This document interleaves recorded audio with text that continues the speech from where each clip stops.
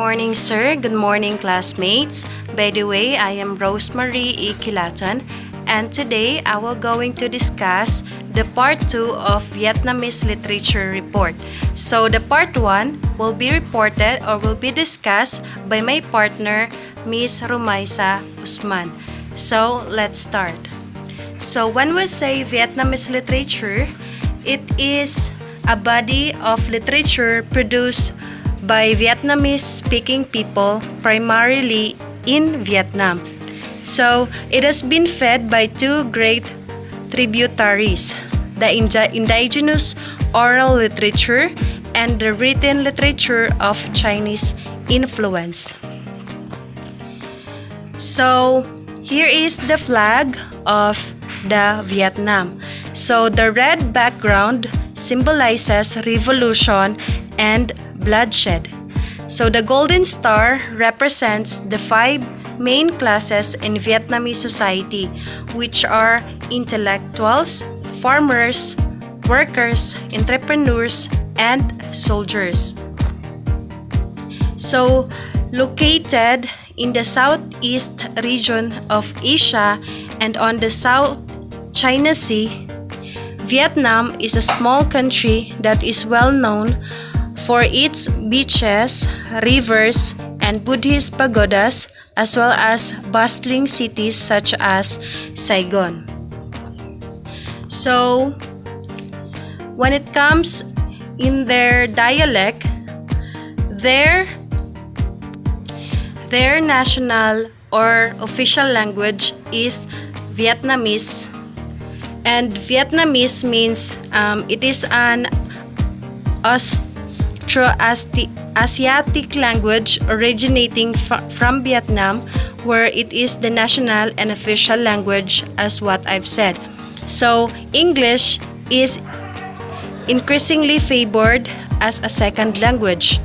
French, Chinese, Khmer, and various Highlander languages are also spoken. So between 85% and 90% of Vietnam's residents are ethnically Vietnamese. So Hanoi is the capital city of Vietnam.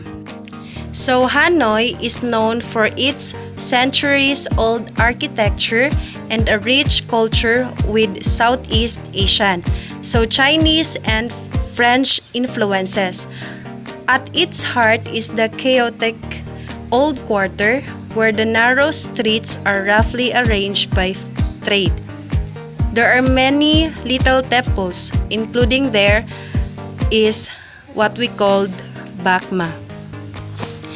So when it comes in their largest city, so in Vietnam, the largest city there is Ho Chi Minh City, which means that Tan Po Ho Chi Minh, formerly until 1976, and Saigon, largest city in Vietnam. So it is the largest city in Vietnam with a population of around 9 million in 2019. Situated in the southeast region of Vietnam, the city surrounds the Saigon River and covers about 2,061 square meter. So, the primary religion in Vietnam is Buddhism. In Vietnam, as practiced by the ethnic Vietnamese, is mainly of the Mahayana tradition and is the main religion. So Vietnam is divided into three regions: the North, Central, and the South. So the unique characteristic of each region is clearly shown in their festivals. So ang Vietnam kasi, it has an unique culture that has undergone over the millennia. So this leads to numerous special festivals where it shows belief and tradition of Vietnamese people clearly.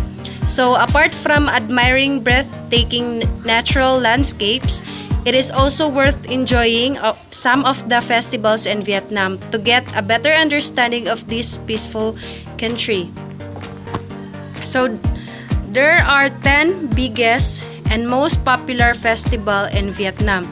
So the first one is the Lunar New Year, or Tet. It is the occasion for family unions and gatherings when people return to their families. So it is considered the most important festival and holiday in Vietnam. All schools, companies, factories are temporarily closed. So, to prepare for this special day, most Vietnamese people prepare by cleaning and decorating their houses, as well as cooking delicious foods. So, there are a lot of special Vietnamese customs during this time that we could learn. For example, the importance of the first person visiting the house on the New Year, wishing greetings of New Year, and ancestral worship. So, the second one is what we called Hong King Festival. So, the Hong King Temple Festival is a national event that is held in Po Tu. So, as its name suggests, it takes place annually to commemorate Hong Kings, the founder of the nation. So during the festival, people from all over the country and those living abroad head for the main temple on Nha Linh Po Tu to take part in this meaningful festival.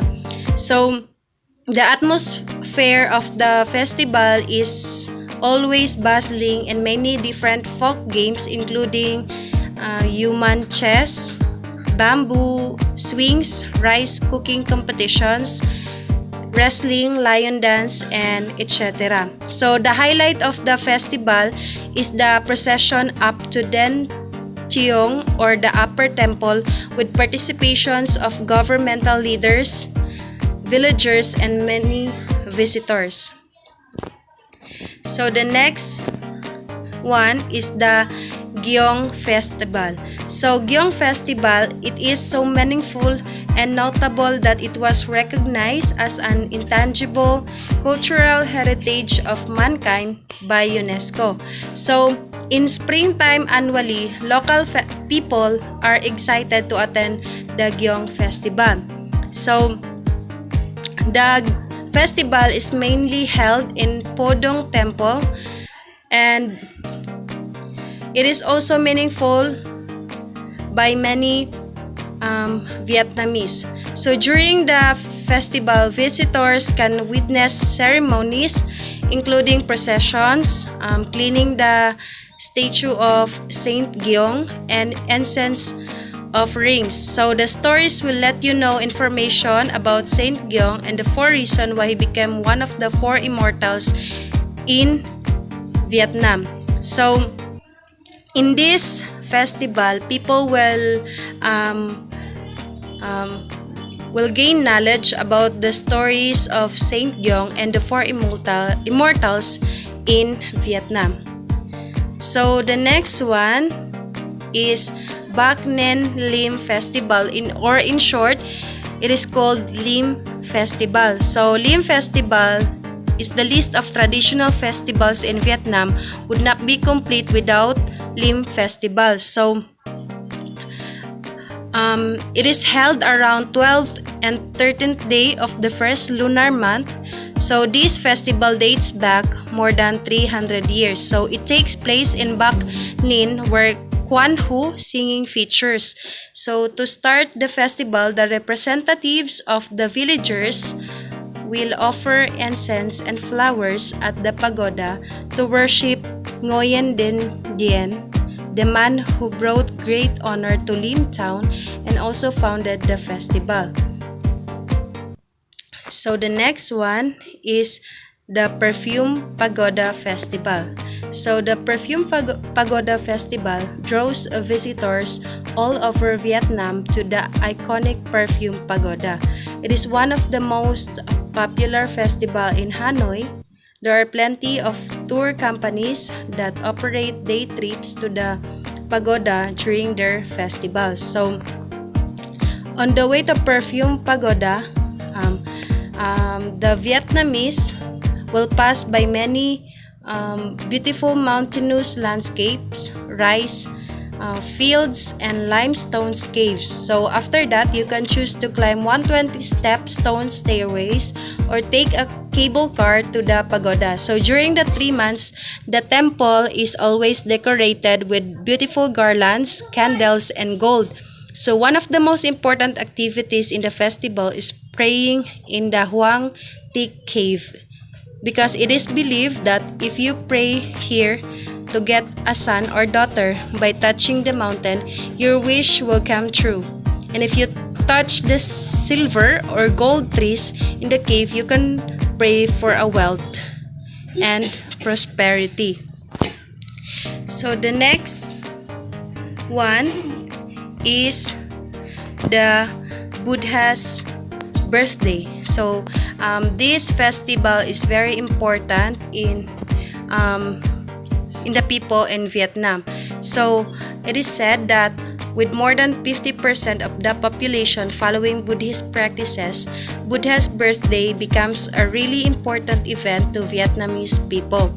So it is their chance to commemorate the birth, enlightenment, and the death of Buddha. In Vietnam, it is not just a religious festival but also a national festival. Before the festival, hundreds of monks and thousands of people will gather in big pagodas chosen to the holding place. So these pagodas will be cleaned and decorated with Buddha's statue in the middle of a pink lotus. So around them, there are also many colorful lanterns, different kinds of flowers, and small lotus flowers. So next is the Mid-Autumn Festival. So in Mid-Autumn Festival, or also called Children's Festival or Tet Trong Tu in Vietnamese, it is with a belly full of mooncakes and their own bright lantern. So through this festival, it is held in China and many Asian countries. Vietnam version is different from their own traditions and legends, so it takes quite a long time to prepare for this special event. In the weeks before it, you can see groups of lion dancers practicing on the streets, mooncakes, lanterns, and colorful masks sold in every corner. So during the festival, the atmosphere becomes more bustling. The streets are packed with so many people and their children. In certain places like Hang Ma Street in Hanoi or riverside of Hoi An ancient town, music is louder and performances make the atmosphere hotter than ever. But the most satisfying thing when joining in the Mid-Autumn Festival might be seeing the happy faces of every child. So the next one is the Kate Festival. So Kate Festival is in Vietnam. It has a considerable population of Cham people living in southern central Vietnam. So to this community, Kate Festival is the most important festival. Why? It's because several places hold this festival, but the main one takes place at the three temple towers of Po Romoho, Po Nagar, Po Klong Garay in Ninh Thuan province. It aims at commemorating the Cham people's heroes, their kings and ancestors. So beside it is also a chance for this community to socialize, wish for good luck, visit family members and friends, and enjoy various cultural activities. So it is said that if you are a culture lover, it would be a miss not to join this festival in Vietnam. It is truly a great opportunity to explore the beauty of Cham culture, admire unique architecture, get to know their customs and traditional songs. So the next one is the Ghost Festival, or it is also called Wandering Souls Day. It is believed that lunar July will bring a bad luck and also curses of the wandering souls. That it is the time when ghosts roam around and make trouble for everyone. So for the lost ghosts who had no families or died of hunger, 15th July annually is the only day they can be fed. If they are hungry, they will be angry and create trouble. So therefore, all of Vietnamese people will do offerings and support homeless souls this month. So lots of fire will be set to burn votive paper for them. So pagodas and temples will become busier with people coming to send their offerings of clothes, food, and other items to worship ghosts and hungry spirits. So the last one festival in Vietnam is the Cao Vai Love Market Festival. So this kind of festival is an occasion for couples who used to love but cannot get married to come and meet each other again. So if lush rice terraces in northern Vietnam attracts other Vietnamese or in people in Vietnam, this Cao Vai Love Market Festival is a great festival in Vietnam. It is held in Ha Giang province, the land of spectacular mountains, and it is the natural beauty of ethnic minorities groups. So existing for more than 100 years, the festival is an occasion for couples, like what I've said, who used to love but cannot get married to come and meet each other again. So their partners will not be angry or jealous because they understand it is a temporary feeling and will not influence the normal life. So for those who have not married yet, the festival gives them a chance to find their partner. So coming here, you will not only get a deeper understanding of Vietnamese ethnic minorities culture, but also immerse yourself in the lovely melody from local youngers and take part in many fun and exciting games that you have never seen before. So let's proceed to the 5 cultural traditions in Vietnam. So their 5 cultural traditions are superstition, martial arts, religion, festivals, and clothing. So in superstition, because of the skepticism surrounding science in parts of country, Vietnamese philosophers for life generally rely on emotions or the words of their forefathers. So the second one is the martial arts. So in martial arts, the Vietnamese martial arts tradition was born of the constant need for defense against foreign invaders. So ironically, it was also heavily influenced by China during its ongoing occupation. But over time, the Vietnamese have developed their own distinct styles. So the third one is the religion. So as what I've said earlier, their main religion is Buddhism. But in Vietnam, people there have also different religion, which are the Confucianism and Taoism are known in the Vietnam as the triple religion. So, and all three are prevalent in Vietnamese culture. However, Vietnam owes much of its belief system to folk tales, and in the traditional sense is one of the least religious countries in the world. So the fourth one is the festivals. So festivals are known as Tet, meaning festival of the first day. So it is the Lunar New Year and the biggest festival in Vietnam. So it is celebration of renewal and hope, and a majority of Vietnam closes for a week to honor it. So the last one is the clothing. So a tight-fitting silk tunic called Áo Dai is the Vietnamese national dress for women. It was briefly banned following the fall of Saigon, but it is now made in white for schoolgirls and is designed to accentuate womanly curves whilst covering the whole body. So, that's conclude on my report. I hope you understand, and thank you for watching and listening. Have a good day.